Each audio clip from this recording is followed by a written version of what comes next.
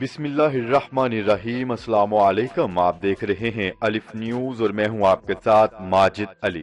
شامل کرتے ہیں آج کی ہیڈ لائن۔ مسجد اقصی اور فلسطینیوں پر حملے، ترکی کا اسرائیل کے خلاف جوابی ایکشن۔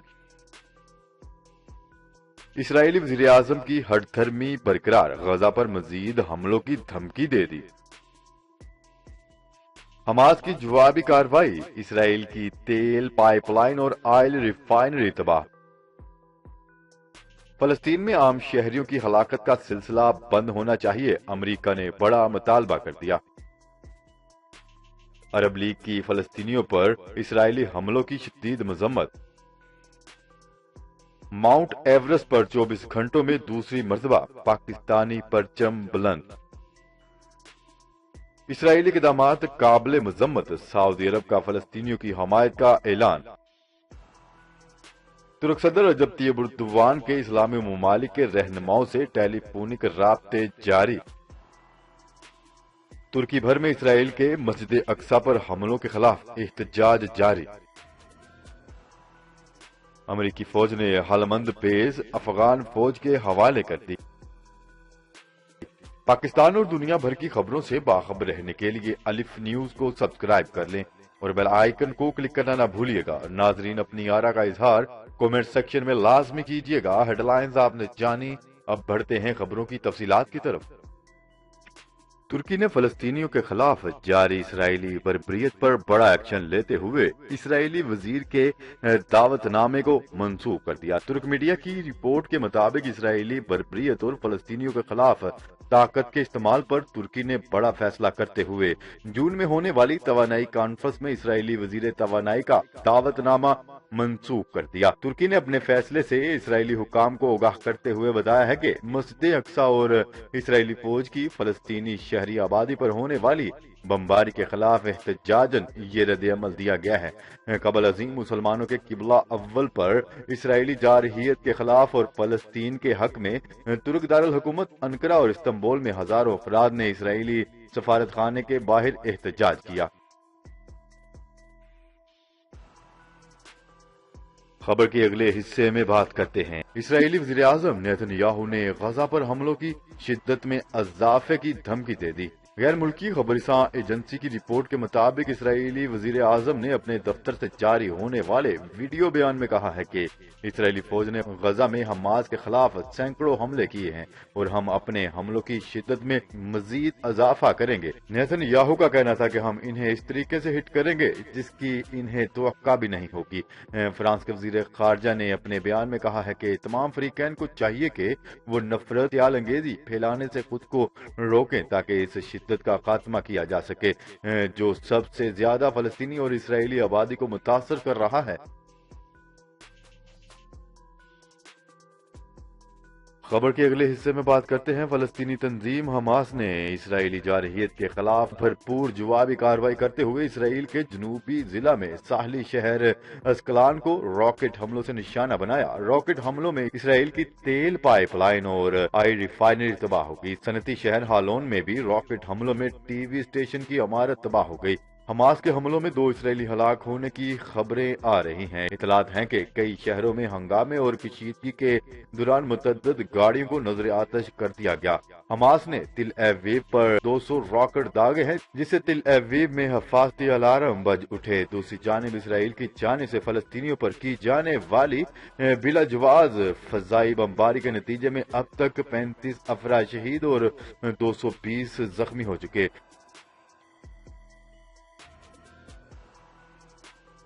خبر کے اگلے حصے میں بات کرتے ہیں۔ امریکہ نے کہا ہے کہ فلسطین میں عام شہریوں کی ہلاکت کا سلسلہ بند ہونا چاہیے۔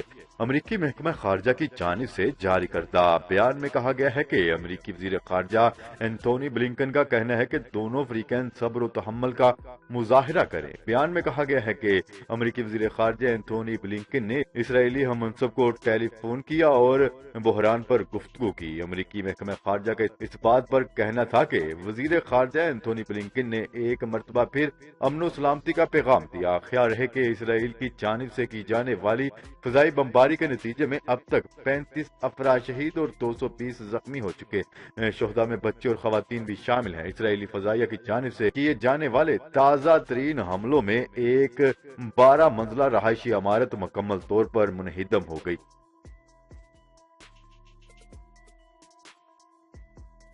خبر کے اگلے حصے میں بات کرتے ہیں عرب ممالک کی نمائندہ تنظیم عرب لیگ کی جانب سے فلسطینیوں پر اسرائیلی مظالم کی شدید مذمت کی گئی۔ عرب لیگ کی جانب سے جاری کردہ اعلامیے میں کہا گیا ہے کہ موجودہ حالات کی تمام تر ذمہ داری اسرائیل پر عائد ہوتی ہے۔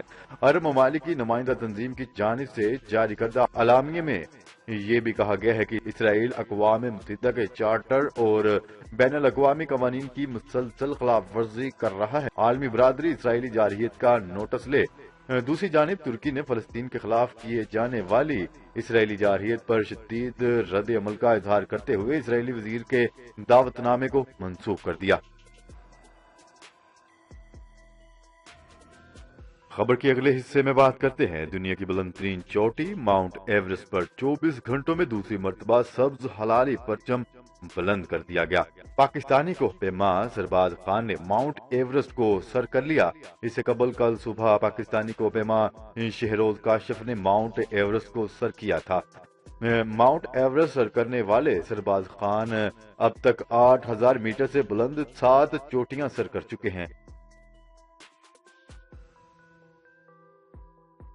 خبر کے اگلے حصے میں بات کرتے ہیں سعودی عرب کی وزارت خارجہ نے مقبوضہ بیت المقدس میں فلسطینیوں سے ان کے مکانات خالی کروا کر وہاں اسرائیلی سیاد قائم کرنے سے متعلق اقدامات کی شدید الفاظ میں مذمت کی۔ سعودی وزارت خارجہ نے اسرائیل کے یک طرفہ اقدامات اور بین الاقوامی قوانین کی کسی بھی قسم کی خلاف ورزی کی مذمت کی اور کہا ہے کہ اسرائیلی اقدامات سے خطے میں قیام امن کی کوششوں کی راہ میں رکاوٹ پیدا ہو رہی ہے۔ سعودی عرب نے مشکل کی اس گھڑی میں فلسطینیوں کا ساتھ دینے کے عزم کا اعادہ کیا۔ بیان میں کہا گیا ہے کہ وقت آ گیا ہے کہ اب مسئلہ فلسطین کے جامع حل کی جانب پیش رفت کی جائے تاکہ 67 کی سرحد میں آزاد فلسطینی ریاست کا خواب شرمندہ تعبیر ہو سکے۔ خبر کے اگلے حصے میں بات کرتے ہیں ترک صدر رجب طیب اردوان کے اسلامی ممالک کے رہنماؤں سے ٹیلی فونک رابطے۔ ترک صدر رجب طیب اردوان نے ملائیشین شاہ سلطان عبداللہ ریاض اور قطر کے امیر شیخ تمیم بن حمد الثانی سے ٹیلی فونک رابطہ کیا۔ ایوان صدر کی اطلاعاتی آفس کی جانب سے جاری کردہ اعلامیے کے مطابق ملائیشیا کے شاہ سے بات چیت میں دو طرفہ تعلقات اور مسجد اقصی اور فلسطینیوں پر اسرائیل کے حملوں پر تبادلہ خیال کیا گیا۔ اس بات چیت کے دوران صدر رجب طیب اردوان کا کہنا تھا کہ اسرائیل کے مسجد اقصی پر حملے اور فلسطینیوں پر ہونے والے ظلم و ستم کے خلاف ہمیں یک زبان ہونے کی ضرورت ہے۔ ترک صدر نے کہا ہے کہ انہیں یقین ہے کہ ترکی اور ملائیشیا تمام متعلقہ پلیٹ فارمز خصوصاً اقوام متحدہ اور اسلامی تعاون تنظیم کے ساتھ مل کر تعاون کریں گے۔ ترک صدر رجب طیب اردوان کی قطر امیر الثانی سے بھی ٹیلی فونک رابطہ ہوا جس میں مسجد اقصی اور فلسطینیوں پر اسرائیل کے حملوں پر تبادلہ خیال کیا گیا۔ واضح رہے کہ ترک صدر رجب طیب اردوان نے گزشتہ روز اردن کے شاہ عبداللہ دوئم اور کویت کے امیر کے ساتھ الگ الگ فون کال کی۔ دونوں رہنماؤں کے ساتھ مذاکرات میں مسجد اقصی اور فلسطینیوں پر اسرائیل کے حملوں پر تبادلہ خیال کیا گیا۔ خبر کے اگلے حصے میں بات کرتے ہیں مشرقی القدس میں اسرائیلیوں کے فلسطینیوں پر حملوں اور مشرقی القدس کے شیخ جراح محلے میں فلسطینیوں کو گھروں سے بے دخل کرنے کی دھمکی پر پورے ترکی میں احتجاج کیا گیا۔ اناتولین یوتھ ایسوسی ایشن کے استنبول برانچ کے ذریعے استنبول میں اسرائیل کے کونسل جنرل کے سامنے منعقدہ اجلاس میں قرآن خوانی کی گئی۔ اپنے ہاتھوں میں فلسطین اور ترکی کے پرچم رکھنے والے گروپ نے ہماری جان ہمارا خون آپ کے لیے قربان جیسے نعرے لگائے گئے۔ خبر کے اگلے اور آخری حصے میں بات کرتے ہیں امریکی فوج نے ہلمند میں فوجی بیس افغان فوج کے حوالے کر دی۔ امریکی وزارت دفاع پینٹاگون کا کہنا ہے کہ افغانستان سے امریکی فوج کا انخلا جاری ہے اور کام 12% مکمل ہو چکا ہے۔ یاد رہے کہ امریکہ کے صدر جو بائیڈن نے افغانستان سے 11 ستمبر تک امریکی افواج کے افغانستان سے مکمل انخلا کا اعلان کر رکھا ہے۔ اچھی تو ناظرین آج کے لیے اتنا ہی، مزید خبریں لے کر بہت جلد آپ کی خدمت میں حاضر ہوں گے، تب تک کے لیے اپنا خیال رکھیے گا۔ اللہ نگہبان۔ پاکستان زندہ باد، پاکستان آرمی پائندہ باد۔